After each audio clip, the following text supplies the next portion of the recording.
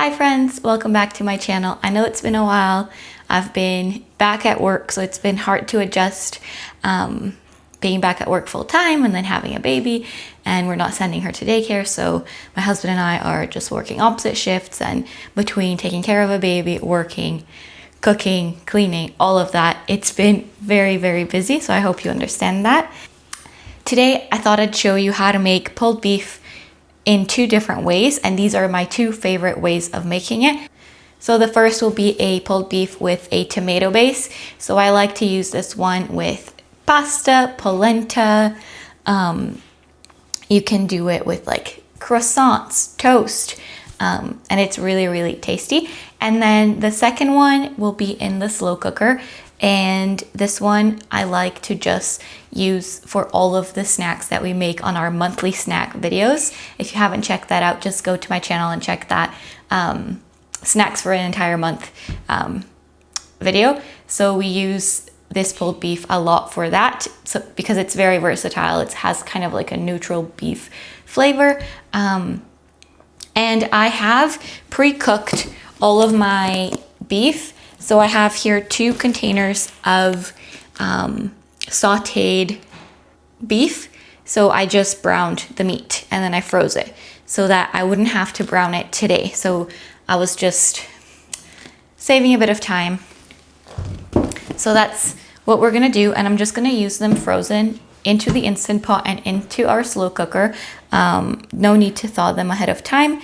And then, okay, enough of me talking, let's get started. So we're gonna get started with our Instant Pot one, so our pressure cooker one, because that's gonna take the longest in terms of prep, and also I just wanna get this one going so I can show you the finished product right away, whereas our slow cooked one will just be done tonight. So I'll show you later on tonight how it looks.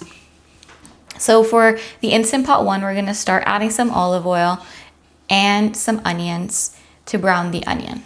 So we're gonna do olive oil, and I like a lot of olive oil. And then we're gonna do saute function. And then we're gonna add about half an onion. I have my onions frozen, so they're already chopped, prepped. I just thawed them for about 3 hours this morning. But you can also use them frozen, like a frozen puck. Just put it in here. It might take a little longer to break it down, but it also works. While we wait for the Instant Pot to heat up for our onion to brown, we are gonna chop an onion for our slow cooker recipe. And we're just gonna roughly chop it, because after it's done, I like to blend everything together so the sauce comes together really nicely. So we're just gonna add everything into our slow cooker. We are gonna add one of these containers of beef. And then to our slow cooker, we're also gonna add a little bit of bone broth. I'm probably gonna add this entire container. And I usually add a powder version, but I had this one in my pantry, so I'm just gonna use. So another thing we're gonna add to our slow cooked beef is some soy sauce. I like to use Tamari, which is a brewed soy sauce that is slightly different than traditional soy sauce.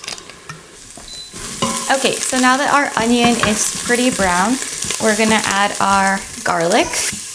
And I actually swapped the two, so I'm just gonna put all of the ingredients that are in our slow cooker in our Instant Pot, and then we'll just make this one together. So we're gonna put our beef in here. We're just gonna do the broth.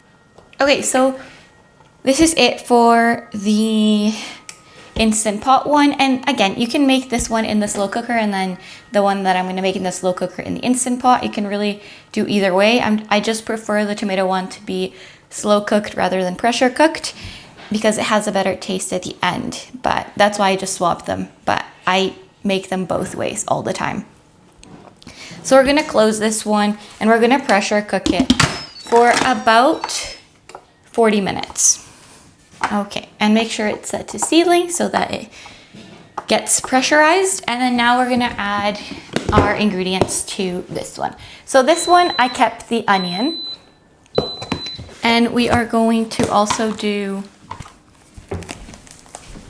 1 jar of tomato passata.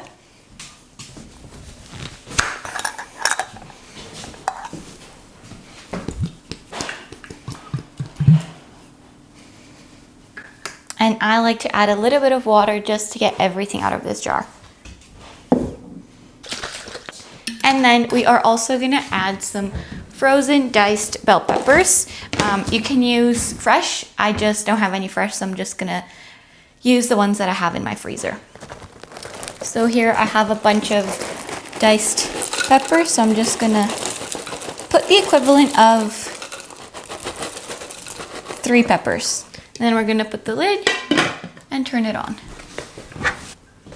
And that's it. Just like that, we have 2 meals going in under 10 minutes. And yeah, it's pretty great. So we're gonna use this one with polenta this week. And then this one we're gonna use next week to make all of our monthly snacks, which I'll also share with you. So that's another video coming soon.